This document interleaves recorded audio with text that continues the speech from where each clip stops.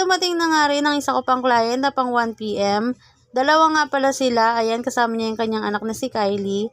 Yan si Madam ay regular client ko. Isang buwan na nga yung kanyang nail extension na yan. At ayan, hirap na hirap akong tanggalin yung snake stone. Grabe, ang tagal ko bago natanggal yan. Kasi nagdadahan-dahan ako. Dahil nga yung mismong soft gel is umaangat. Kaya naman dahan-dahan ko talagang tinatanggal yung stone. Ang ginawa ko na lang is kinat ko na lang yung mismong snake. Para nga unti-unti ko na itong matuklap. Ito naman yung kabilang kamay ni client. Ayan, papakita ko sa inyo kung gaano kaintak ang aking soft gel extension. Pati na rin yung stone na snake. O, diba? Ayan, naputol nga lang yung sa may thumb ni client kasi daw nag-crack. At natapos ko na nga siyang tanggalin at naipile ko na. Ayan, binabarang ko lang ng magic remover. At ayan, as of now, nag-nail art pa rin ako gabi-nabi.